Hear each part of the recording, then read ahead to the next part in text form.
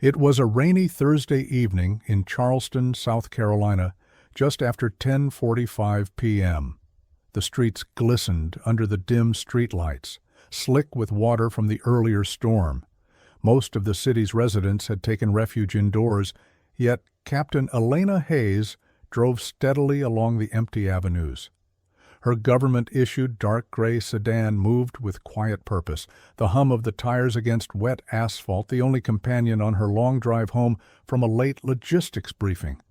Elena's mind replayed every detail of the meeting at the military base 2 hours south. Supply schedules, personnel assignments, contingency plans. Her mind was already halfway back home, yet her eyes never left the road. She wasn't speeding. She wasn't distracted. Everything about her driving was methodical and controlled. But Lieutenant Mark Reynolds, a local officer assigned to night patrol, noticed something he didn't like. From his usual perch near the edge of Folly Road, he sipped lukewarm coffee and scrolled aimlessly through his phone. Boredom had stretched into frustration, and now Elena's car broke the monotony. Reynolds's ego, inflated over 15 years on the force, saw this woman as a challenge. He flipped on his cruiser lights before Elena even realized he was behind her. Calm and composed, she guided her vehicle to the side of the road. Her posture radiated discipline, every movement measured. She rolled down the window halfway as Reynolds approached, hand hovering near his holster, flashlight in the other. "License and registration," he barked, his tone sharp, authoritative. "Officer, may I ask why I'm being stopped?" Elena's voice was calm, yet firm. There was no anger, no trembling, just the quiet confidence of someone trained to handle pressure. "You were drifting between lanes and appeared distracted," Reynolds replied, shining the light directly into her eyes. Elena raised a single eyebrow. "I haven't been drinking. I've complied with all traffic laws. Could you clarify the reason for this stop?" Reynolds's jaw tightened. His authority was being questioned, not aggressively, not disrespectfully, but simply, calmly. Elena slowly reached into her glove compartment and handed him her documents. "I should mention this is a government vehicle, and I am a federal employee," she added. For the first time that night, Reynolds hesitated. "Government or not, that doesn't put you above the law," he muttered, voice slightly cracking under the strain of unfamiliar uncertainty. "I never claimed immunity," Elena said softly. "I only request that we follow proper protocol." The tension thickened as Reynolds insisted she exit the vehicle for a field sobriety check. Elena complied, but first, she discreetly activated her phone camera, recording the interaction silently. No confrontation, no dramatics, only documentation. Elena's composure unnerved Reynolds. He had expected hesitation, maybe fear. Instead, she was steady, controlled, and unyielding. She walked the straight-line test flawlessly, her movements precise and deliberate. There was no stumble, no falter, nothing to exploit.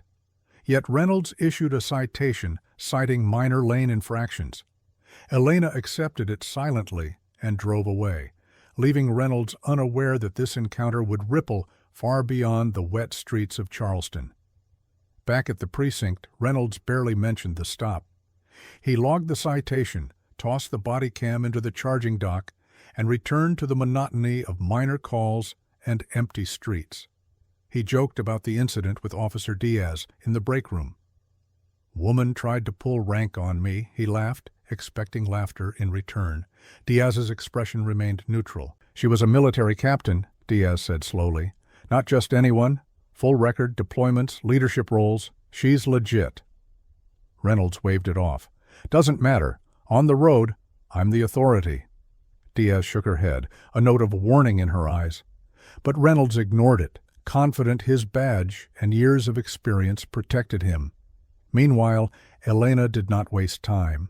She reviewed the footage, compiled a report, and contacted the military's Inspector General's office. Her complaint was precise, factual, and fully documented. There was no exaggeration, no dramatization, just the truth. The next morning, the video began circulating quietly among legal teams and her chain of command. Reynolds had no idea the storm he had triggered was gathering momentum. He continued his routine, unaware that this small act of overreach would soon land him in front of a courtroom, facing consequences he had never imagined.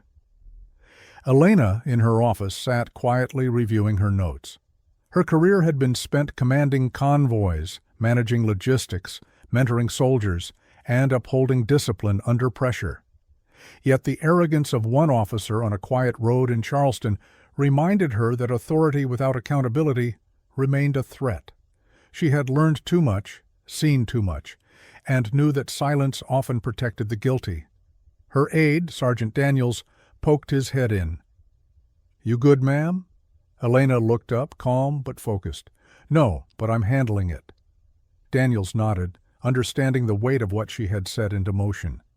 Elena wasn't seeking headlines. She sought accountability, the kind that only comes when rules are applied evenly and when one refuses to remain silent.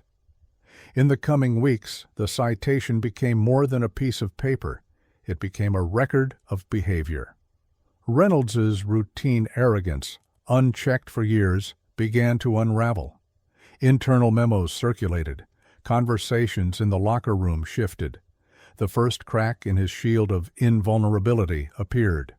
At Fort Wayne, Elena continued her duties with quiet diligence. No celebration, no dramatics, just work.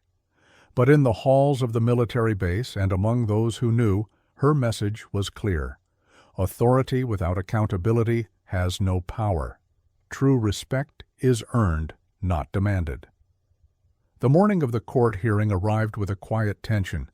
The Charleston courthouse buzzed with the subtle movements of staff, attorneys, and a few curious civilians, though the real audience was composed of Elena's peers and those who understood the weight of what was at stake. She arrived in full uniform, the sharp creases of her pants, the polished shoes, and the gleaming insignia on her shoulders reflecting her years of service. This was not a costume, it was a statement. Every medal, every ribbon, every stripe was a testament to discipline, courage, and accountability. Lieutenant Mark Reynolds arrived shortly after, adjusting his tie nervously. He had spent the previous weeks in denial, brushing off Elena's complaint as just another bureaucratic inconvenience. But as he walked into the courtroom, seeing her in uniform, composed and resolute, something in him shifted. For the first time, he realized this was no ordinary citizen seeking redress. This was someone who understood authority and responsibility in ways he never had. The judge, Cynthia Morales, called the courtroom to order. The proceedings began with procedural formalities, yet the atmosphere was charged with anticipation. Elena's lawyer, Delaney Price, presented the case with meticulous attention to detail, highlighting the events of that rainy Thursday night. Elena herself took the stand, every word measured, every pause deliberate. "I was returning from a briefing," she began, "when I was stopped by Officer Reynolds. At no point had I violated traffic laws, nor was I under the influence. I complied fully with every request, yet I was treated with unnecessary aggression and intimidation." The video footage played next. Elena's phone recording showed every moment, Reynolds's hand hovering near his holster, his escalating tone, the field sobriety test she executed flawlessly. Then, the body cam footage corroborated her account, leaving no ambiguity. The jury watched silently, absorbing the unvarnished truth of what had transpired. Cross-examination by Reynolds's attorney attempted to undermine her credibility. "Captain Hayes, is it possible that Officer Reynolds was simply following protocol?" Elena's gaze remained unwavering. No. There was no probable cause. There was no safety concern. There was no justification for escalation beyond what is legally required. His actions were unnecessary and intimidating. Reynolds was called to observe the playback again. He could see himself through the impartial lens of the camera, his posture rigid, his voice sharp, his behavior unnecessarily confrontational. For the first time, he saw himself not as an enforcer of the law, but as someone abusing the power entrusted to him. 3 days later, the jury reached a verdict. Elena had remained calm throughout the deliberation period, preparing herself not for a celebration, but for resolution. The courtroom was hushed when Judge Morales read the decision. The jury found in favor of the plaintiff, recognizing that constitutional rights had been violated, and that Reynolds's conduct had not adhered to professional standards. Elena's victory was measured, not explosive, but definitive. Reynolds was placed on administrative leave pending internal review.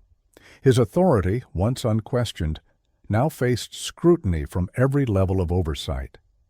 Elena returned to her duties with the quiet resolve of someone who had not sought personal glory, but justice and accountability. 2 months later, she stood before a group of new recruits at Fort Wayne. Fresh faces, eager to serve, looked up at her with curiosity. She didn't speak of battlefield tactics or logistics. Instead, she spoke of leadership, character, and the weight of responsibility. "Respect," she began, "is not given because of rank or uniform. It is earned through every choice you make, every action you take, even when no one is watching. Authority is not a shield. It is a weight. If you cannot carry it with discipline and integrity, you do not deserve it." She paused, letting the words sink in. That night, I could have panicked. I could have raised my voice. I could have let fear dictate my response. But I documented, I reported, and I stood firm. Courage is not loud. Courage is consistent, precise, and disciplined. And that is the difference between authority and accountability.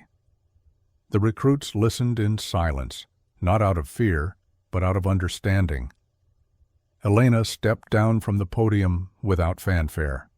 There were no applause, no accolades, just the quiet certainty that she had imparted a lesson far greater than any tactical briefing.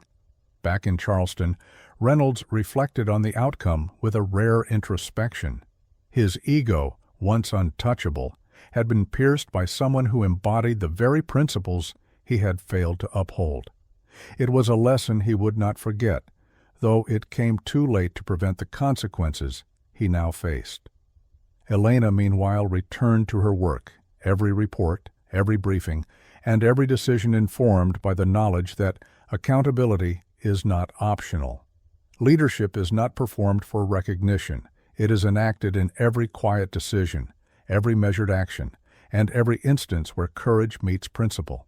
Her story became more than a personal victory. It became a blueprint for those who would follow in her footsteps. In a world where authority is often unchecked, she demonstrated that courage, integrity, and quiet strength could reshape expectations, enforce accountability, and inspire the next generation to act with honor, even when no one is watching. And in that, Elena Hayes understood the quiet truth of her service. Sometimes the loudest victories are won not through force or defiance, but through discipline, meticulous preparation, and unwavering commitment to what is right.